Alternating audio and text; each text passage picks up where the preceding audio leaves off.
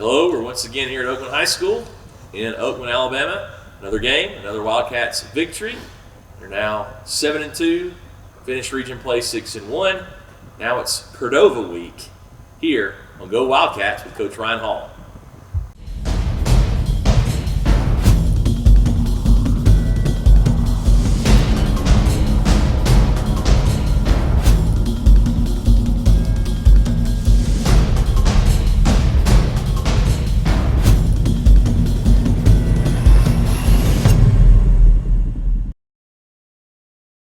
All right, Coach. Good win over the Tarrant Wildcats this past week with 52-0. Yep. Talk a little bit about how the game went overall. Yeah, it was a game where we wanted to come out fast and kind of go ahead and establish where we were at, and I felt like we did that. You know, you don't want to leave a team like that hanging around. And you saw that if you saw the game, their kids played really hard, and so we had a tremendous amount of respect for them. The quarterback made some plays on us, and we knew he probably would. But all in all, we came out and really kind of established some things early, and then we're able to go into kind of ball control mode and really control the game. We had a special teams touchdown, which is a big deal, and a defensive touchdown, which always helps. But to go 6-1 in the region, I think, I counted it up. I think since there's been region play, that's only the fifth time in the history of the school that they've either been 6-1 or 7-0 in the region. So, that was a fantastic job by the kids and coaches, and just really excited to kind of finish region play up on a positive note. Well, that's great. Talk us through some of the players specifically who stood out. Yeah, first I'll talk about our do the work player, because I feel like he's really built it through the year, kept working, and just kind of now he's emerging late in the year, which is what you want to see out of young kids. That's Bridger Upton, and he's a young man that, again, has the consistency that we're looking for in how he handles his business off the field, how he handles his business in the locker room, and then at practice he shows up every day and just kind of works. And so, that's kind of what you want to see late in the year, is those young kids begin to emerge and fill different roles. And so we were really proud of Bridger for his effort in practice, and then obviously how he performed in the game Friday night. I think he had several tackles, did a good job on offense on a couple of runs. So we're excited about him. Defensively, again, I thought it was a shutout. So, we felt like we played with some intensity, especially at mid-second quarter to the third quarter.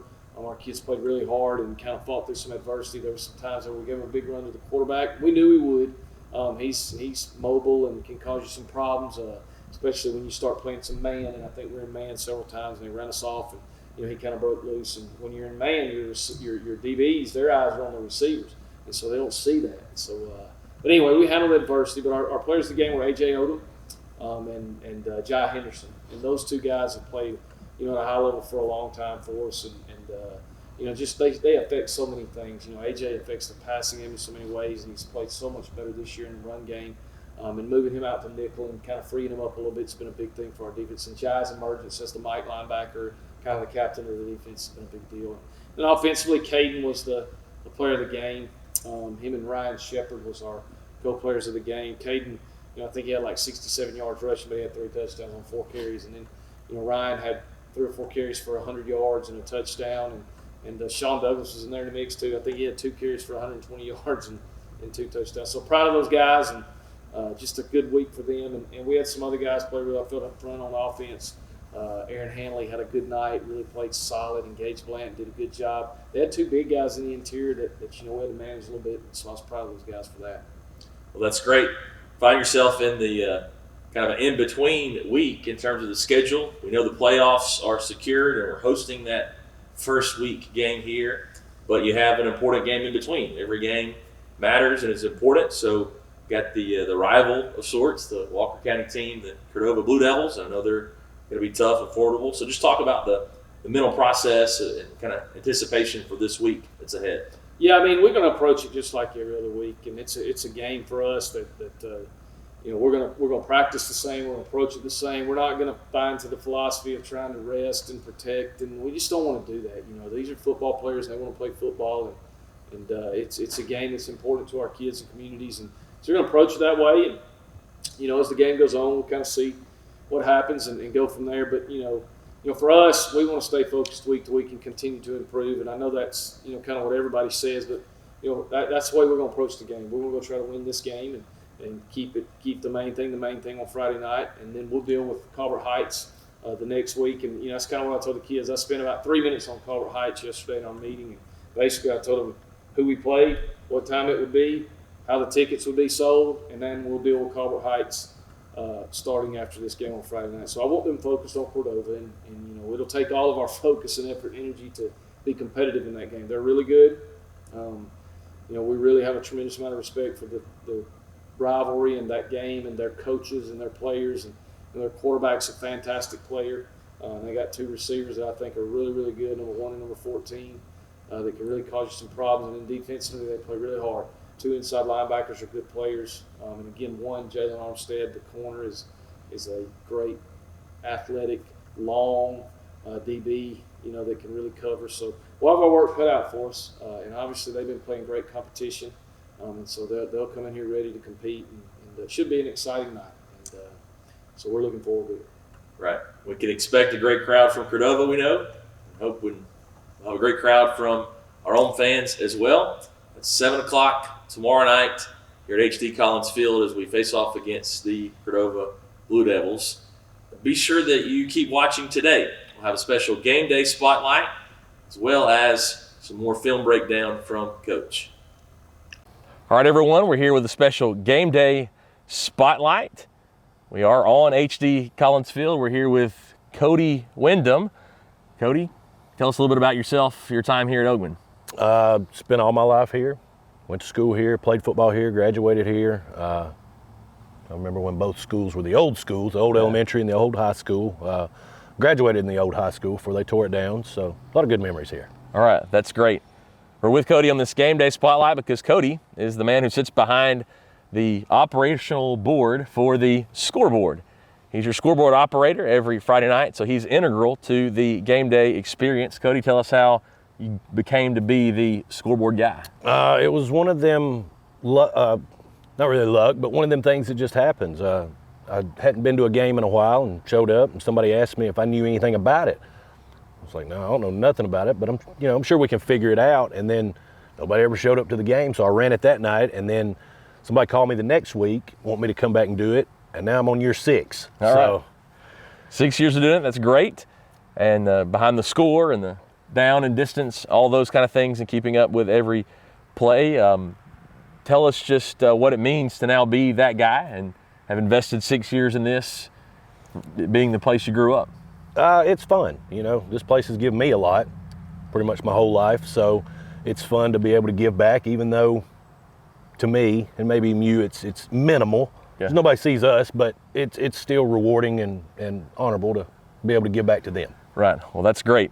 It's a big week on the field as we welcome the Cordova Blue Devils. It's a historic rivalry of a bit for the Oakman Wildcats. So tell us quickly about your experiences against Cordova and what this game means. I've had a bunch of experiences against Cordova, beating them in 2003 with a game-winning touchdown at Cordova. So now they get to come here, and hopefully we can do it again. All right, that'll be great. We'll see if that can happen and know that we'll be cheering them on come Friday evening. Any final words, Cody? Go Wildcats.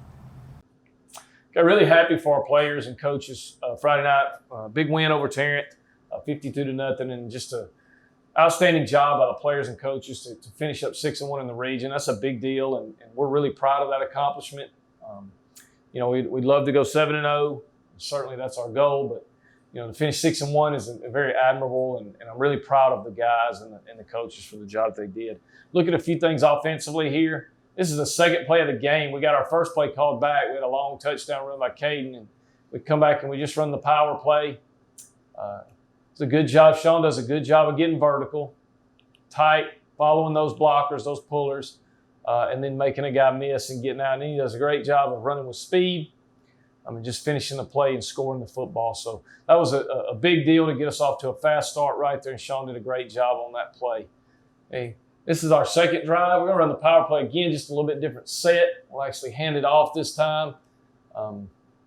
We do a really good job of walling this thing off. AJ kicks the guy out down here. We pull the guard, Trace pulling up in there, kicks him out, and then Caden makes the safety miss, and then scores it from 40 yards. I want to show you something that's really big on this play that maybe goes unnoticed. If you look down here at the bottom of the screen, Rick Johnson down here at receiver, it's a good job of unselfish play. He's going to fit inside that guy and block him all the way to the end of the play. And that's what we got to have from our receivers. Even when they're not getting the ball, we got to do a good job of getting on blocks and just finish and stay. And he does a great job right there of just eliminating that guy from the play. Okay, here's a special teams touchdown. I think this is Caden's 6th or 7th special teams return of the year. What we're really trying to do is we're looping 2 guys and trying to split this thing in the middle. He does a good job of keeping it in the middle. And then once he gets up in there, he makes guys miss, he's so dynamic and just does a really good job of that, and then uses his speed to score the ball. And so we had a defensive touchdown and a special teams touchdown, which is a big deal. It really helps us. Defensive stuff right here, they're trying to run a slant down here. They got us outside leverage at the bottom, meaning our corner's outside of the receiver. So they're going to run a slant. Our safety does a good job of reading it. He baits them a little bit, works the slant side, gets the pick, makes the first guy miss. Great job of blocking downfield right here by Sean Douglas, just staying in the play and giving Caden a chance to score the ball. So a big deal right there on the defensive touchdown. Quarterback's driving back to pass, and we do a good job of affecting him. Nick Hanley over there on the play side really working, and then Jai comes down, finishes the pressure, doesn't make the sack, but then Hunter's able to run him down from the backside, and we get the sack on the quarterback. He was dynamic, caused us some problems. We were really worried about him early on. Little jet motion here. They hand it on the speed sweep. Good job by Jai Henderson. You see our Mike linebacker right here, Jai. Mike linebacker means middle linebacker. He's our primary play caller on defense. And what you're going to see is he sees grass right here, and he's going to attack it. So he sees the grass open up right there with the pullers. He attacks it in there and does a great job making a negative play for us. So another sack.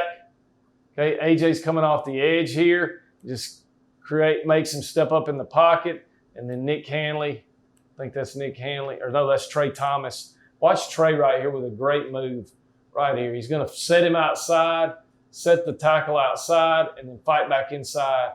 Does a great job with the sack. It's a really good play right there by Trey. So all in all, it was a great performance both offensively and defensively, and we got to play a lot of guys late in the game. I think everybody on the roster got in the game for a little bit of time, and some young guys really got to show out and play on a Friday night. So it's a great night. I'm looking forward to continuing the season and continuing to get better. Thank you again for watching. We'll see you tomorrow night, 7 o'clock here at Oakman. Be sure to show up to support and cheer on Wildcats. Yeah, I just want to take just a quick second and tell you how much we appreciate all the support through the year. And, the homecoming week was great. We had a lot of alumni on campus and a lot going on. And, all throughout the season, you've done a great job of supporting us. And we're so grateful and appreciative to all the people who are Wildcats and true Wildcats and, support us through the good and the bad. We're so grateful and thankful. And go Wildcats.